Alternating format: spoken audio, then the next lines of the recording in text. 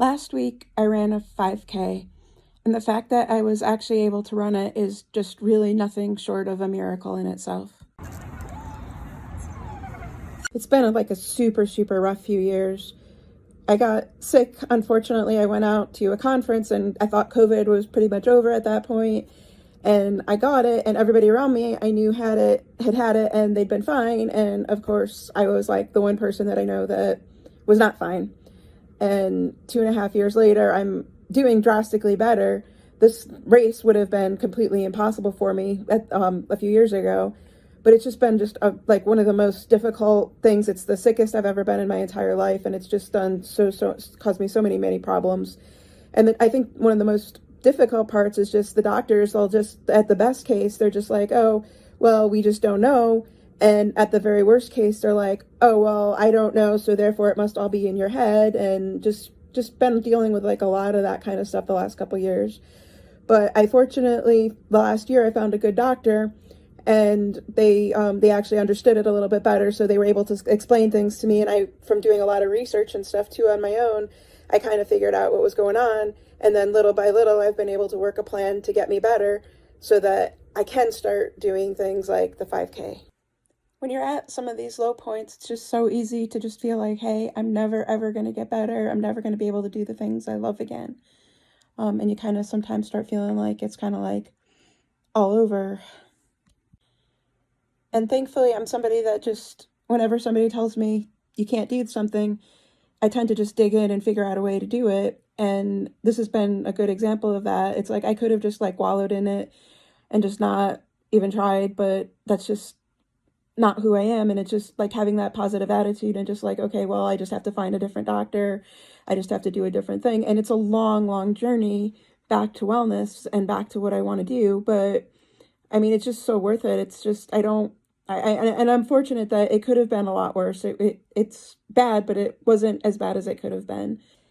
And this is my second year of running this particular race. And it would also be easy to kind of be like, oh, well, I'm still super, super slow. I'm towards the back of the pack. But when I think about when I can use these as milestones, and I can think about like last year when I ran this race, I was like a couple from the back. It took like absolutely everything I had just to get around the course. Whereas this time I'm still slow as heck, definitely still slow as heck.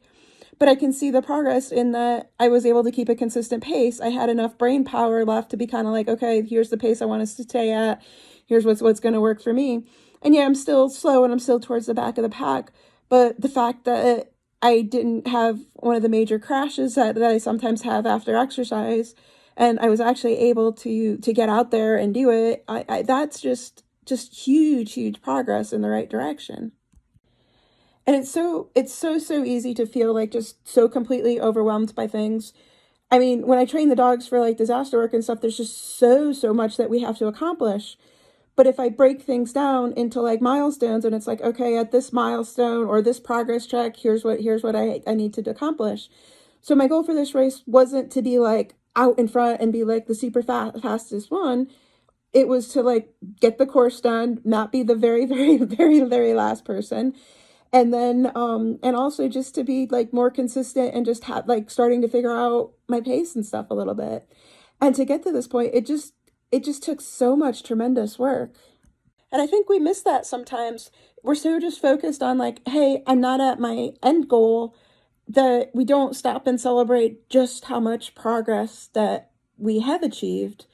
And so I love to do these things with like milestones and stuff where I see where I'm at, and then I can celebrate. I'm like, hey, look, I just did this race and it just went so much better than anything that I've done before.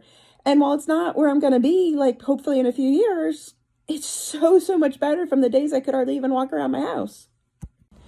So it's really important when you have these like really difficult things, just set some milestones and just take it baby step by baby step and then celebrate. I mean, I still have so far to go, but it's so awesome to just see like, hey, I got my medal now. I finished another race, and this race was the easiest one yet, and it'll just keep getting easier. It's what helps me kind of stay focused and motivated. It's what gets me and the dogs out for the runs in the morning, right?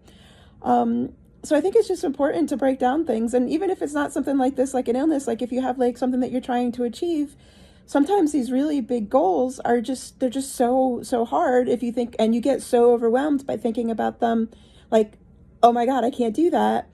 But if I break it down into smaller pieces and then I celebrate the pieces along the way, like I'm able to keep myself motivated and I'm able to keep myself a lot more positive and stuff. So anyway, so that's just my 2 cents for the day about having come off of that race last week.